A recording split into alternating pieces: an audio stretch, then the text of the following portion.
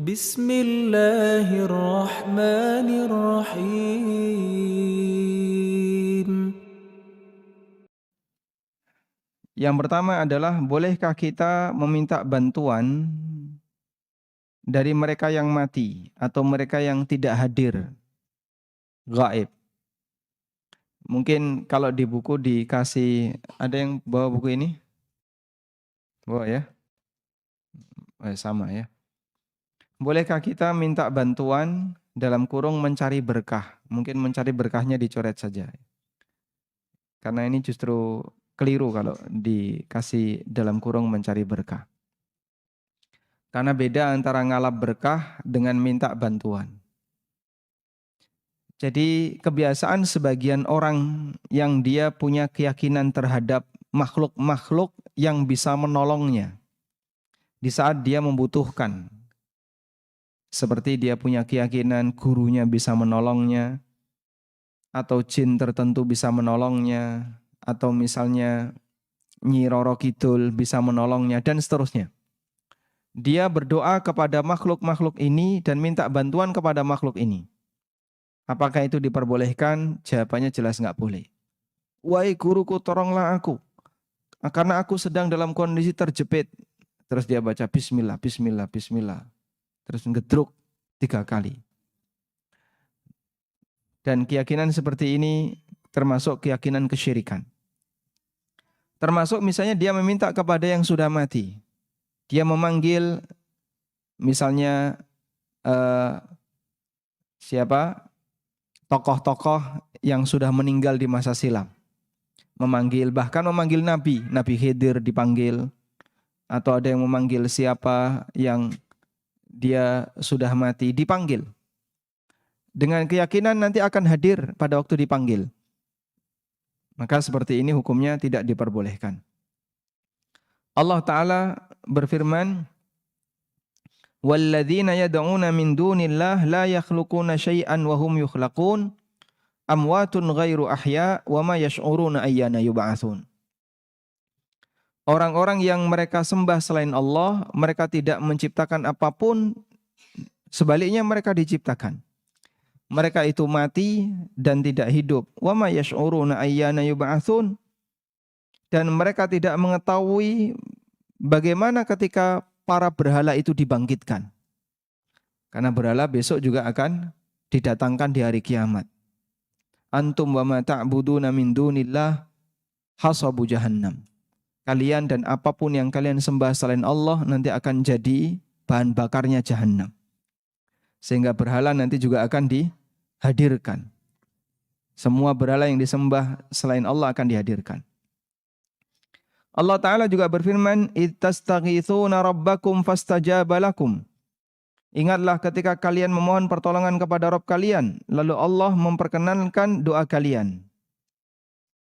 Sehingga berdoa hanya kepada Allah, Zat yang Maha Hidup, yang sempurna kehidupannya. Dan Nabi SAW juga bersabda, Ya Hayyu Ya Qayyum birahmatika astaghith. Wahai Zat yang Maha Hidup. Hayyu artinya apa? Zat yang Maha Hidup. Ya Qayyum. Qayyum artinya apa? Qayyum. Qayyum artinya Zat yang mengurusi seluruh kehidupan. Dan Allah memiliki nama Hayyu dan Qayyum, di mana dua nama ini sering digandengkan dalam doa. Dan Nabi SAW memanggil Allah, Ya Hayyu, Ya Qayyum, birahmatika astaghithu aslih li sya'ni kullah. Wala takilni ila nafsi tarfata aini. Wahai Zat yang Maha Hidup, yang Qayyum. Kalau di buku diterjemahkan berdiri sendiri, yang lebih tepat qayyum artinya adalah ngurusi, yang mengatur segala kehidupan. Sehingga dia hidup dan mengatur segala kehidupan. Baik. Karena itu yang boleh dimintai doa adalah yang hidup dan yang bisa mengatur kehidupan. Karena kalau benda yang mati, makhluk yang mati dimintai doa percuma saja. Nah, selanjutnya kita akan melihat begini ya. Tujuan orang berdoa itu apa, Pak? Tujuan orang berdoa apa? Agar dikabulkan. Tujuan orang berdoa apa, Pak? Ya, permohonannya dikabulkan. Tujuan orang berdoa itu kan karena ingin mendapatkan sesuatu gitu ya. Apa tujuan Anda berdoa? Karena saya pingin A, saya pingin B, saya pingin C. Baik. Dan ketika orang itu berdoa, dia punya salah satu dari dua keinginan. Atau punya dua-duanya. Karena dia ingin mendapatkan apa yang dia inginkan di dunia, atau ingin mendapatkan apa yang dia inginkan di akhirat, gitu ya. Dia berdoa tujuannya adalah ingin sesuatu baik di dunia maupun di akhirat. Baik, itu tujuan asal orang itu berdoa. Nah, sesuatu yang dia ingin wujudkan di dunia maupun di akhirat, lalu dia berdoa, berarti orang yang berdoa itu dalam kondisi apa? Orang yang berdoa itu dalam kondisi dia tidak bisa memenuhi kebutuhannya sendiri. Makanya dia berdoa. Misalnya dia memohon, ya Allah lancarkanlah jodohku, ya Allah lancarkanlah jodohku. Ya.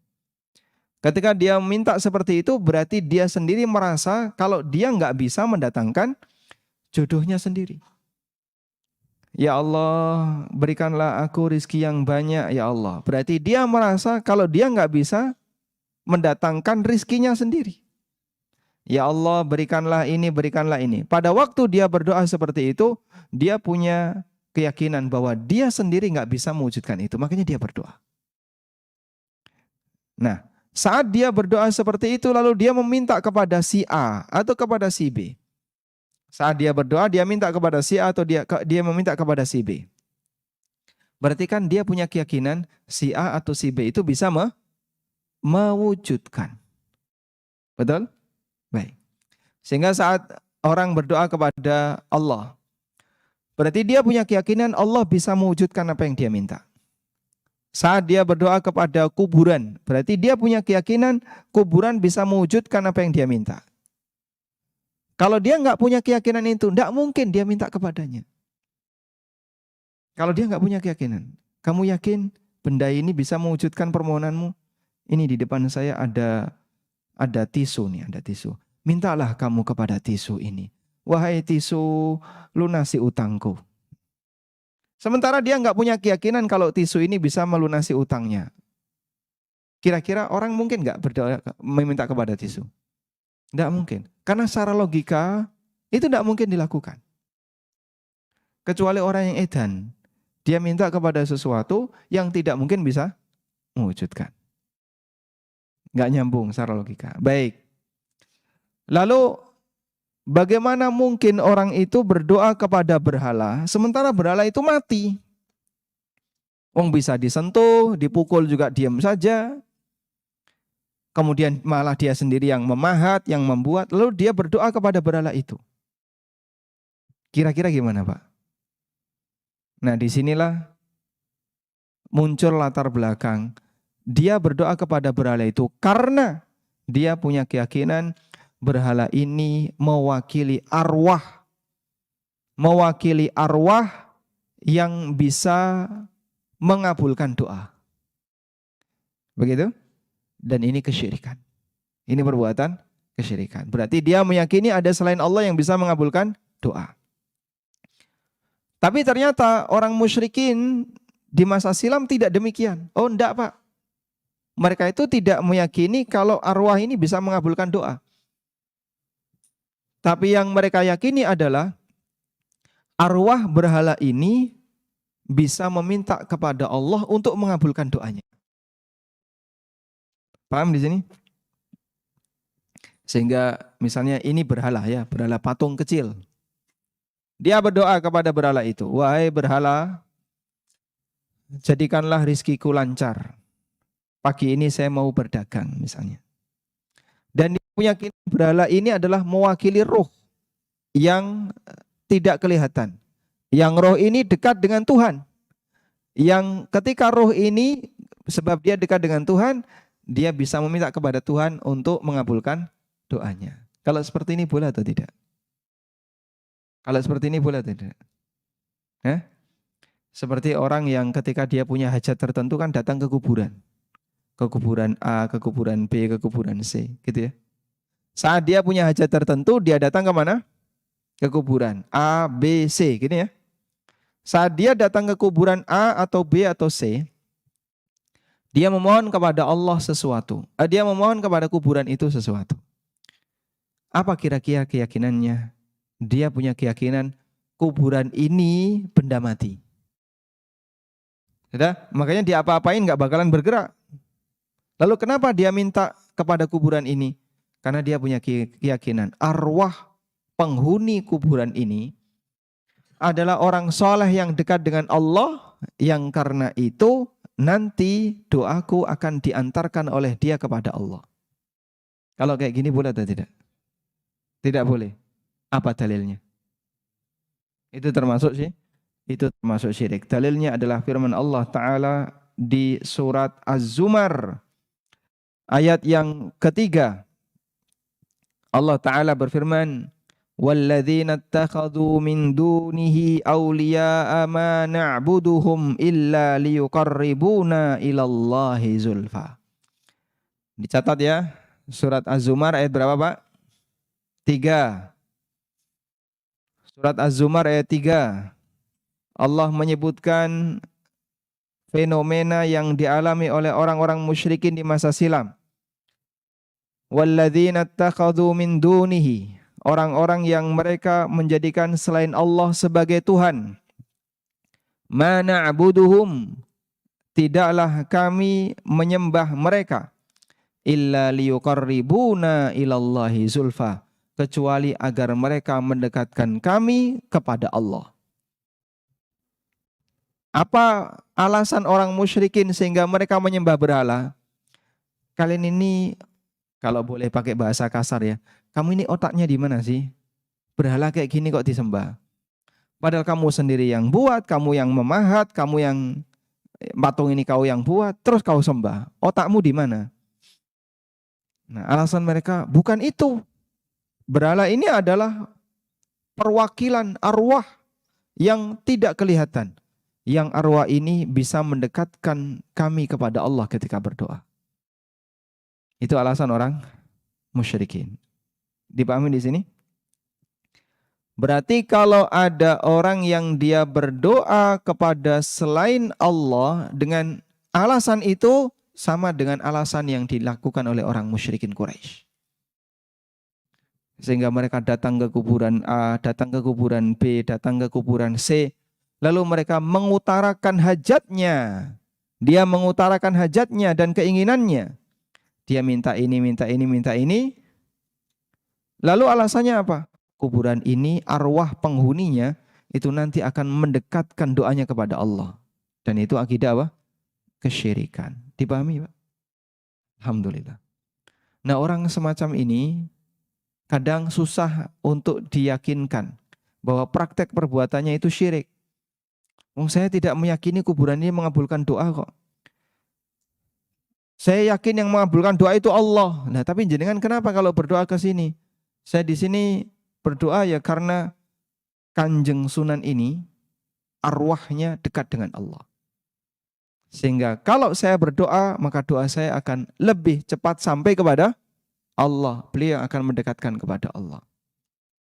Ini sama seperti alasan orang musyrikin dulu. Orang musyrikin dulu ketika mereka menyembah berhala, mereka mengatakan bahwasanya berhala inilah ruhnya yang akan mendekatkan kami kepada Allah. Dan itu alasan yang tidak dibenarkan. Dipahami insya Allah ya? Baik.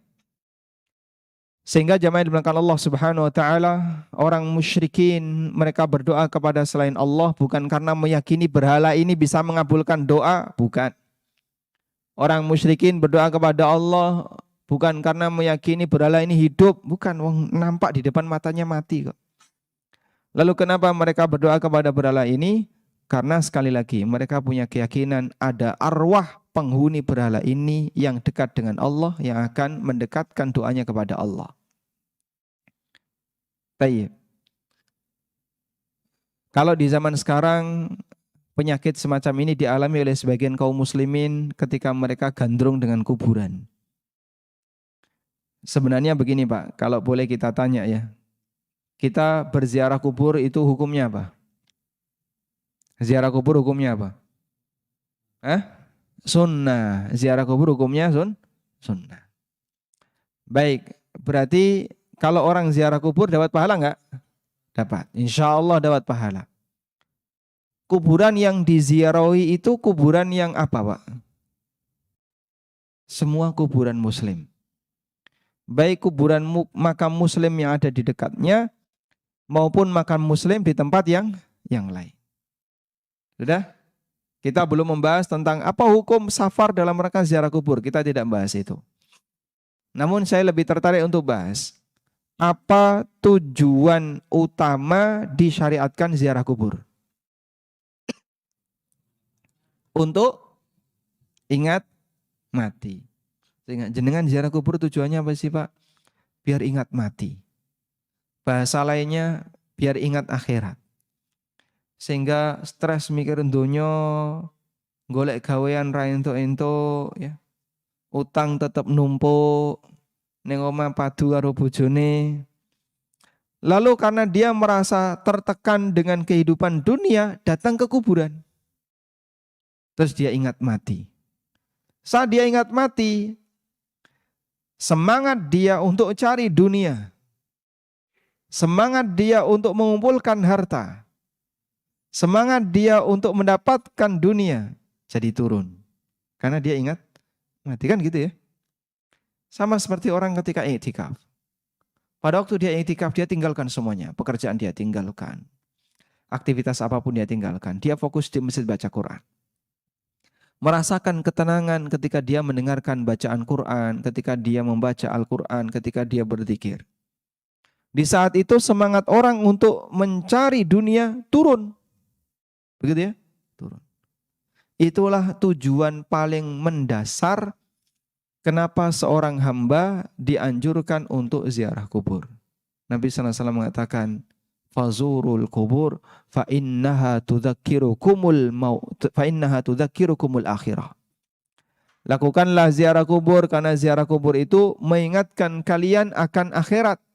Biar orang itu tidak terlalu ambisi dengan dunia. Sebab orang kalau terlalu ambisi dengan dunia itu sakit hati, isinya mau ngelora hati. Saking seringnya gagal. Capek dia. Maka menenangkan batin dengan cara ke kuburan. Terus dia ingat, sing tak goleki lho apa? Golek rekoso, engko ya dadi kaya ngene. Ora nggawa apa-apa. Ning ngisor lemah dipangan cacing karo kewan di dalam tanah. Hancur badan ini. Mau ngapain sudah? Itulah tujuan ziarah kubur. Sekarang aneh. Ziarah kubur kenapa? Karena pengen tes CPNS. Berarti saat dia ziarah kubur sing dieling-eling apa? Lulus tes CPNS. Ziarah kubur karena mau ujian UN. Sehingga saat ziarah kubur yang diingat-ingat apa? Sukses ujian. Ziarah kubur karena badai nyalek. Sing dieling-eling ketika ziarah kubur menang ketika pemilihan. Berarti semua aktivitas ini menunjukkan dia ziarah kubur semangatnya nyari dunia. Dan itu dominan untuk wisata religi kuburan kayak gitu ya. Dia datang tujuannya ada yang tes CPNS, ada yang pengen UN, ada yang pengen nyalek, ada yang pengen ini, pengen ini, pengen ini. Kualik toh Pak. Nek sampean ziarah kubur, saya pengen tes CPNS. Ah rasido lah. Aku ingin eling mati jadi rasido tes CPNS. Kan kudunya kayak gitu. Sehingga seharusnya kalau dia ziarah kubur, malah efek sampingnya apa nanti? Nggak jadi nyalek. Loh kok kamu nggak jadi nyalek gimana? Saya habis ziarah kubur sudah ingat akhirat. Tak tinggalkan semua kegiatan dunia. Masya Allah, itu ziarah kubur yang berhasil. Loh kok kamu sekarang nggak jadi tes CPNS kenapa? Kemarin saya ziarah kubur. Terus saya ingat mati. Buat apa tes CPNS? Sudahlah, saya tak cari dunia yang sebisanya saja, tak tinggalkan tes CPNS. Nah itu ziarah kubur yang sukses berarti. Fungsinya berlaku. Tapi ternyata yang terjadi tidak demikian. Tidak demikian yang terjadi ketika ziarah kubur semangatnya malah semangat golek donya, golek duit, golek pangkat, golek jabatan. Kualik sing kaya ngene. Tidak sesuai dengan tujuan asas ketika Islam mensyariatkan ziarah kubur. Baik. Coba sekarang Anda baca firman Allah Ta'ala.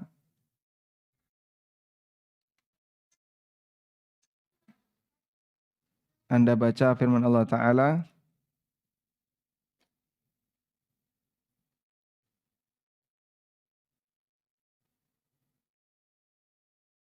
Sebentar.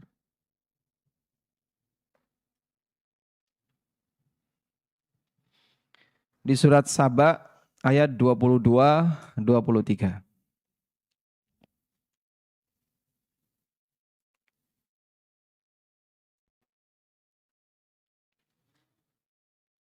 Silakan dibuka surat Saba ayat 22-23. Surat Saba niku surat nomor berapa ya, Mas? 34, juz 22 ya. Sudah ketemu? Ya, surat Saba itu ada juz 22, surat ke-34 ayat 22. Baik.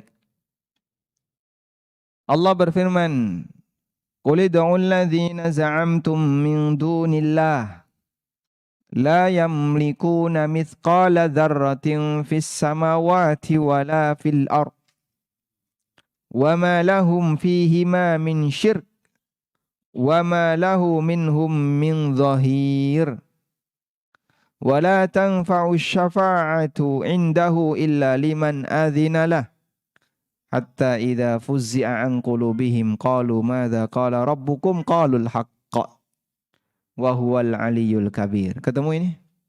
Baik, coba kita lihat ya. Ibnu Qayyim mengatakan, ayat ini membongkar kesyirikan dari sampai ujung akarnya. Jebol kabeh, gitu ya, dengan ayat ini. Sehingga orang kalau punya pemikiran kesyirikan, baca ayat ini, renungkan baik-baik, kalau dia bisa menerima dengan baik, jebol sampai seakar-akarnya. Kok bisa, Pak? Coba kita lihat ya. Katakanlah, Tuhan yang kalian sembah selain Allah. Tuhan yang kalian sembah selain Allah. Pertama, la yamlikuna mithqala dzarratin fis samawati wala fil ard. Dia tidak memiliki sepeser pun yang ada di langit dan di bumi. Apa yang ada di langit dan di bumi ini bukan miliknya sepeser pun. Sudah? Yang kedua, wa ma lahum fihima min syirk. Mereka tidak pernah bersekutu dengan Allah dalam menciptakan langit dan bumi. Oh, bisa jadi tidak memiliki, tapi pernah kongsi dengan Allah dalam proses penciptaannya. Karena kan kadang ada orang yang tidak memiliki tapi ikut kongsi. Yang ketiga, wa ma lahu minhum min dhahir. Mereka sepeser pun tidak pernah bantu Allah dalam menciptakan langit dan bumi. Sudah? Baik. Tuhan yang disembah selain Allah, satu, mereka tidak memiliki langit dan bumi. Mereka juga tidak kongsi dengan Allah dalam menguasai langit dan bumi. Mereka juga tidak ikut bantu Allah ketika mengatur langit dan bumi. Karena yang punya hak untuk mengabulkan doa dan mengatur alam ketika dia punya salah satu dari tiga hal ini. Pertama, dia turut memilikinya. Karena dia turut memilikinya, maka dia punya hak untuk mengaturnya. Atau yang kedua, dia kongsi dengan pemiliknya. kongsi mengelola atau kongsi apa, dia kongsi dengan pemiliknya. Karena dia kongsi dengan pengelola, dia kongsi dengan pemiliknya dalam mengelola, mungkin dia masih punya hak untuk memberikannya sebagian. Ternyata berhala itu, mereka yang disembah selain Allah juga nggak pernah kongsi dengan Allah. Yang ketiga, mereka sama sekali tidak pernah bantu Allah dalam pengadaan maupun pengelolaan langit dan bumi. Lalu dengan peluang apa kalian minta kepada mereka? Dengan peluang apa? Sebab begini ya, misalnya ada sebuah perusahaan. Perusahaan ini milik A. Udah? 100% perusahaan ini milik A. Lalu Anda minta tolong sama B. B, saya tolong ya, bisa nggak saya dimasukkan ke perusahaan ini jadi karyawan? Wah, saya nggak ikut memiliki ya Pak. B beralasan demikian, benar nggak? Benar, karena dia nggak ikut memiliki. Tapi kalau B ikut memiliki, oh enggak, B itu punya saham di situ, 10%. Dia masih bisa masukkan orang luar ke dalam. Jadi karyawan. Karena dia punya saham. Oh berarti dia turut memiliki. Atau kalau dia nggak memiliki, dia kongsi. Minta tolong sama B. Kenapa? A itu minta bantuan B untuk turut mengelola. Sehingga mereka kongsi. Dalam mengelola ini, B punya peluang untuk memasukkan kamu. Kalau enggak bisa, B enggak punya peluang. Tinggal satu kesempatan satu lagi. Yaitu B itu pernah bantu A dalam pendirian perusahaan ini. Maka B ini bisa memasukkan orang luar ke dalam. Sudah? Nah 3 ini berhala enggak punya sepeser pun untuk langit dan bumi. Saham enggak punya. Kemudian Allah juga tidak pernah minta bantuan dia. Dan dia juga sama sekali tidak memiliki. Lalu dengan peluang apa dia bisa mengabulkan doa seorang hamba? Tidak ada. Tinggal satu kesempatan. Tinggal satu kesempatan. Yang keempat, apa itu? Oh, B ini dekat dengan A. Dia bisa ngasih syafaat. Istilahnya, ngasih apa? Syafaat agar kamu bisa masuk ke dalam perusahaan itu. Agar proposal kamu nanti bisa masuk. Itu lewat B. B itu dekat dengan A. Betul, B itu tidak memiliki perusahaan itu. Enggak kongsi dengan perusahaan itu. B juga tidak pernah bantu pendirian dan pengelolaan perusahaan itu. Tapi B ini dekat dengan A. Proposal kamu bisa masuk ke perusahaan itu lewat B. Nah, Allah jelaskan di ayat 23. Wala tanfa'u syafa'atu indahu illa liman adzinalah.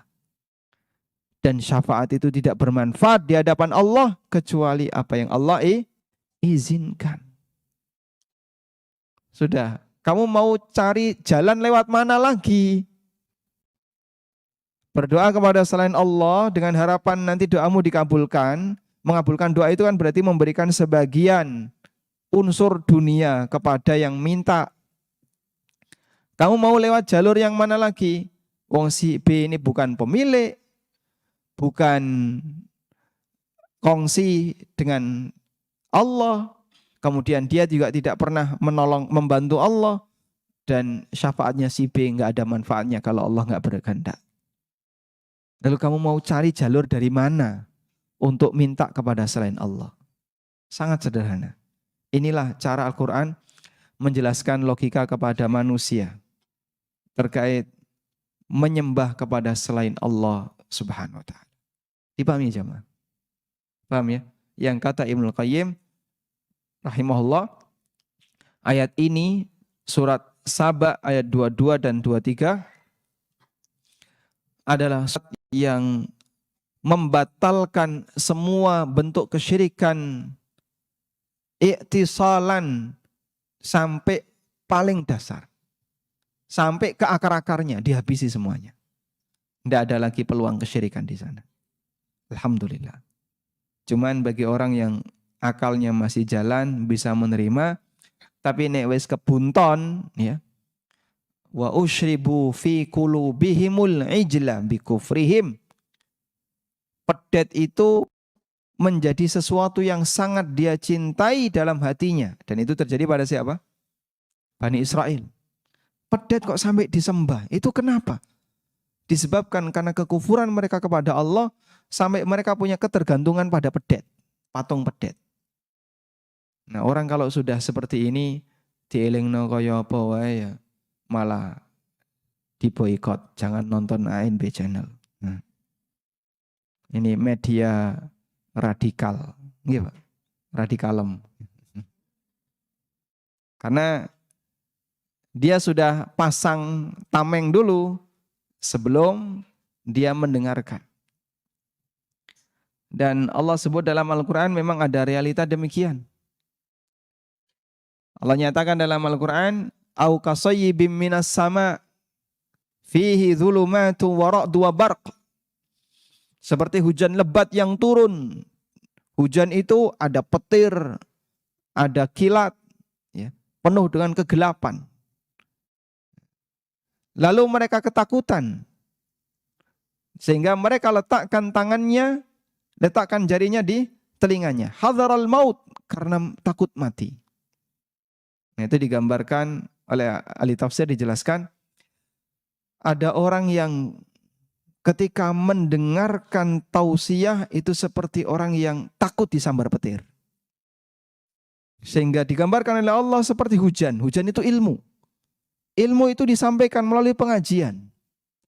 Lalu dia khawatir di tengah pengajian itu nanti jangan-jangan ada kalimat yang membuat dia sakit hati. Ibarat petir yang menyambar. Terus dia takut mati, disumpal telinganya. Gak usah ditonton. Gambaran orang yang takut mendengarkan pengajian karena khawatir ada sesuatu yang membuat dia terpengaruh, membuat dia jadi bunglon, membuat dia jadi sampai meninggalkan jamaahnya dan seterusnya. Waliyadzubillah. Baik. Kemudian yang ke-8. Apakah diperbolehkan memohon pertolongan kepada selain Allah? Jawabannya tidak boleh. Tidak boleh untuk hal yang tidak mungkin diwujudkan kecuali oleh Allah. Tidak boleh mohon pertolongan untuk hal yang tidak mungkin diwujudkan kecuali oleh Allah. Allah Ta'ala ajarkan kepada kita, iyyaka na'budu wa iyyaka nasta'in. Hanya kepadamu ya Allah kami menyembah dan hanya kepadamu kami minta pertolongan. Dan Nabi SAW bersabda, idza sa'alta fas'alillah wa idza sta'anta fasta'in billah. Bila kamu meminta maka mintalah kepada Allah, dan bila kamu minta pertolongan maka mintalah pertolongan kepada Allah. Dan ini prinsip yang diajarkan Nabi SAW kepada siapa? Ibnu Abbas. Ibnu Abbas bonceng Rasulullah SAW. Lalu Nabi SAW berpesan kepada Ibnu Abbas, ya gulam, inni u'allimuka kalimatin. Ihfadhillaha yahfadhka, ihfadhillaha tajidhu tujahaka. Dan di antara potongannya adalah ini. Wa idza sa'alta fas'alillah wa idza sta'anta fasta'in billah. Sehingga ditanamkan pada diri Ibnu Abbas rasa tawakal kepada Allah Subhanahu wa taala. Karena itulah kita diperintahkan untuk berdoa, berdoa kepada Allah. Berdoa apa, Pak? Minta apapun yang ingin kita minta, dan Allah Maha Kaya. Sebab ketika seorang hamba berdoa kepada Allah dengan doa apapun, selama tidak mengandung perbuatan dosa, dan doa itu tidak memutus silaturahmi. Doa yang mengandung dosa contohnya apa? Ya Allah, bismillah, aku mau maling ya Allah, mudahkanlah, semoga berkah. Masya Allah. Arab maling kok itu. Atau dia misalnya minta agar dimudahkan urusannya dalam berbuat maksiat. Pengen mendem, selamatkan aku ya Allah, agar tetap hidup setelah mendem. Ini doa yang isinya apa? Dosa. Ada enggak orang kayak gitu, Pak? Ada orang yang berdoa minta agar transaksi ribanya dilancarkan. Itu banyak. Ada orang yang berdoa agar dia bisa berhasil dalam melakukan perbuatan maksiat. Atau doa yang mengandung memutus silaturahmi, ini juga nggak boleh. Saking bencinya sama keluarganya, terus berdoa, matikan dia ya Allah, matikan dia. Nah, ini doa yang memutus silaturahmi. Apabila orang berdoa dan tidak bermuatan dua unsur ini, maka kata Nabi SAW, illa a'tahullahu biha ihda thalathin. Allah akan berikan kepadanya salah satu dari tiga pilihan. Imma an tu'ajjala da'watuhu fid dunya. Pilihan yang pertama, Allah segerakan doanya itu dikabulkan di dunia. Sehingga dia minta apa, dikasih seperti yang dia minta. Wa imma ayyaddakhiraha lahu fil akhirah. Pilihan yang kedua, Allah simpan doa itu di akhirat. Sehingga dia mendapatkan pahala dari doa itu atau sesuatu yang Allah wujudkan dalam bentuk yang lain dan bisa dia dapatkan di akhirat.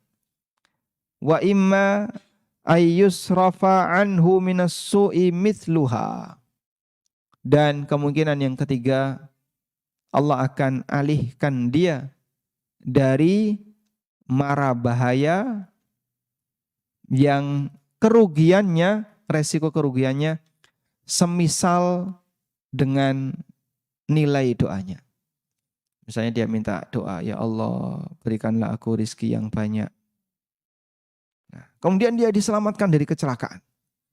Yang andaikan dia mengalami kecelakaan itu, resiko ruginya semisal dengan nilai apa yang dia minta. Ya meskipun orang tidak tahu ya. Berarti ketika berdoa ada ruginya enggak? Ada ruginya enggak? Tidak ada. Orang mau berdoa meskipun tidak dikabulkan apa yang dia inginkan di dunia, enggak ada ruginya. Dan teruslah berdoa kepada Allah. Karena itu Nabi Zakaria, meskipun beliau sudah tua, istrinya sudah mandul, tetap berdoa minta anak.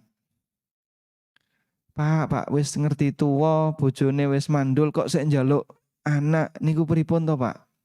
Kalau secara logika kan kayak gitu. Tapi Nabi Zakaria yakin, enggak ada ruginya saya minta kepada Allah. Walam akum bidu'aika rabbi syaqiyya. Walam akum bidu'aika rabbi syaqiyya. Dan aku tidak merasa rugi ya Allah ketika aku berdoa kepadamu. Sehingga saat berdoa kepada Allah Ta'ala, meskipun apa yang dia harapkan barangkali tidak segera diwujudkan, tapi tidak ada ruginya. Ya Allah, mudahkanlah aku untuk bisa berangkat haji, ya Allah. Nyambut gawe durung kelar kok njaluk. Dia kuliah belum lulus. Ya. Semester atas. Semester berapa, Mas? Semester atas. Berapa itu, Mas? Pokoknya semester atas. Itu mesti izin Arab nyebut ongkon ya. Bisa semester 12 atau semester 15 kan itu. Iya enggak lulus-lulus kan. Kalau dia masih di semester 8 ke bawah itu berani mahasiswa nyebut angka. Di semester berapa, Mas? 6. Wah, pede dia nyebut. Semester berapa? Semester atas. Oh, malu dia nyebut. Kuliah gak lulus-lulus ya. Ud'uuni astajib lakum. Dan istijabah, ijabatud doa itu tidak harus dalam bentuk diberikan sesuai yang dia minta. Karena perbuatan Allah itu tidak bisa diatur oleh makhluk. Jadi penjelasannya gini, kenapa kok semua doa itu tidak dikabulkan oleh Allah sesuai apa yang diminta oleh hamba? Kalau setiap orang berdoa lalu diwujudkan seperti yang diminta oleh hamba, berarti perbuatan Allah dikendalikan makhluk kan jadinya. Kalau teorinya kayak gitu. Pokoknya kue njaluk apa dikai, kue njaluk apa dikai, kabeh njaluk apa dikai. Berarti apapun yang diperbuat oleh Allah terserah makhluk. Kamu njaluk itu loh, njaluk itu, njaluk itu. Allah kabulkan semua. Rusak dunia ini. Namun Allah tahu apa yang terbaik bagi hamba. Sehingga siapa yang berdoa kepada Allah akan diijabai oleh Allah. Ijabah itu bentuknya tidak harus dalam wujud dikabulkan sesuai yang diharapkan, yang diminta. Dipahamin ya? Walhamdulillah. Nah, maka penting tadi ya, perbanyaklah minta kepada Allah, berdoa dan berdoa. Apapun yang Anda butuhkan berdoa, meskipun peluangnya kecil. Minta dilancarkan haji, durung nyambut gawe, sek kuliah, dalam posisi randuwe, lihat pendaftaran haji, kalaupun punya duit 25 juta, antri pinten tahun? Hah? Sekarang lebih berapa? 30, 30, 35. Jenengan wani pira wis? Jadi sampai antri sekian puluh tahun, kadang mikir, saya sudah usia, misalnya ya, baru bisa daftar di usia 30 tahun. Daftar dia di usia 30 tahun. Bayar 25 juta. Duit itu ngendap selama dalam perhitungan ini, Bapak nanti Bapak dapat nomor sekian, kira-kira Bapak akan berangkat 30 tahun lagi. Waduh, wis deg-degan ya, saya urip po ya. Itu kalau dia daftar di usia 30 tahun. Berangkatnya di usia 60 tahun. Sehingga dia berpikir, kalau mau haji furoda mahal sekali. Haji plus juga mahal ya. Haji plus berapa? 150 ya. Dulu itu pun ngantri 5 tahun. Sekarang ngantri 5 tahun. Masya Allah. Haji plus aja ngantri 5 tahun. Yang reguler sampai sekian puluh tahun. Nah dia kadang nggak kebayang, haji kok jadi sulit sekali. Berat banget untuk bisa haji. Ya, jadi TKI ya, yang paling gampang ya.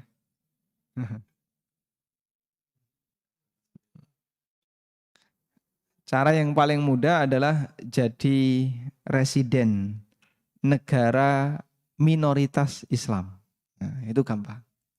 Misalnya jadi TKI di Korea ya, Korea Utara itu Masya Allah.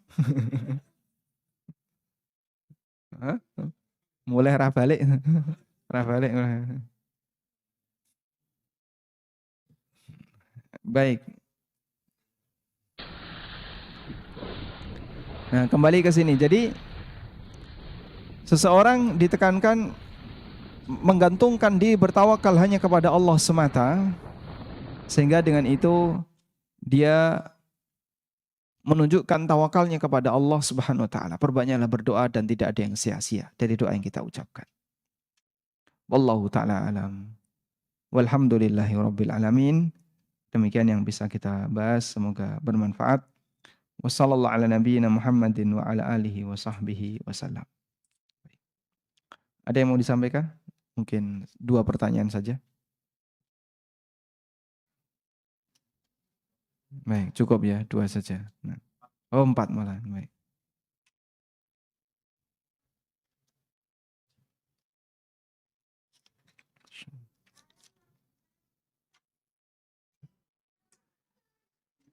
Assalamualaikum waalaikumsalam. Kalau kita pernah berbuat dosa, menyakiti orang tua kita, dan belum sempat minta maaf, bagaimana cara bertobat? Segera minta maaf. Ini masalahnya di pertanyaan nggak dijelaskan apakah beliau masih hidup atau sudah meninggal ya. Sudah meninggal. Kalau beliau masih hidup segera minta maaf. Kalau beliau sudah meninggal, doakan agar beliau diampuni oleh Allah, dirahmati oleh Allah. Pertanyaan seperti itu. Semoga Allah Subhanahu wa taala mengampuni kesalahan sang anak yang tidak bisa berbakti kepada orang tua.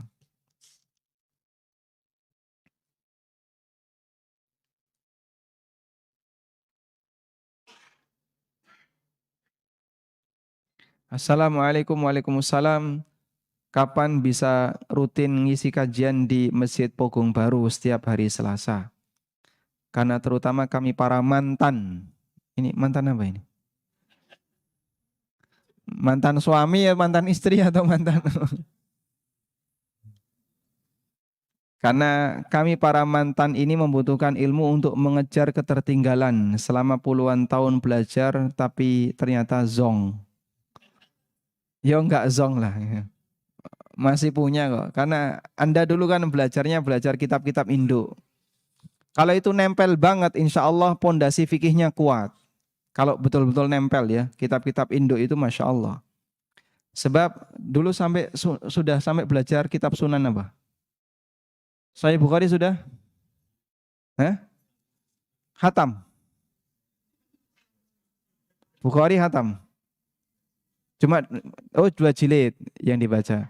Muslim belum. Sunan apa yang sudah? Sunan Tirmidzi, Abu Dawud, Nasai, Ibnu Majah. Khatam 4 sunan.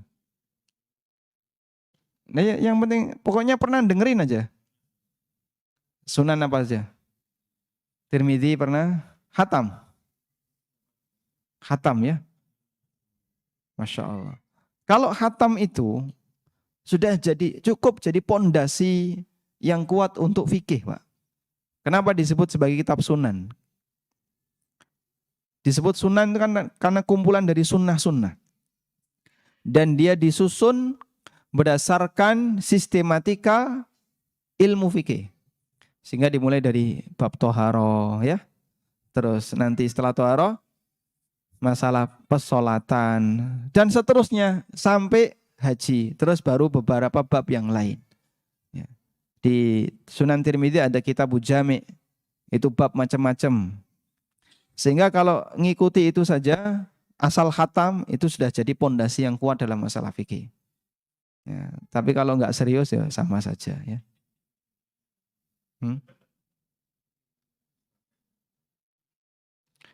Apakah boleh seorang muslim bekerja sama mendirikan usaha dengan non-muslim? Jawabannya boleh. Karena dalam masalah muamalah tidak dibatasi oleh agama. Sehingga boleh dengan non-muslim. Kita sebagai orang muslim menyewakan lahan untuk usaha non-muslim juga boleh. Dan dulu ada sebagian ulama yang senang apabila rumahnya disewa non-muslim. Dengan alasan biar bisa nagih. Nah, kalau nagih rodok galak. Tapi kalau yang nyewa muslim mau nagih itu malu. Bola dewe misalnya. Tapi kalau di luar jamaah, nah, ketika nagih ya karo apa serius gitu. Ya. Kencang ya. Maksudnya demikian. Jadi terkait masalah agar pada waktu dia meminta sesuatu diperbolehkan untuk minta dengan serius. Wallahu ta'ala alam, demikian yang bisa kita bahas. Ini sudah mendekati maghrib. Semoga bermanfaat. Wassallallahu ala nabiyyina Muhammadin wa ala alihi wa sahbihi wa sallam wa akhiru da'wana anil hamdulillahi rabbil alamin. Wassalamualaikum warahmatullahi wabarakatuh.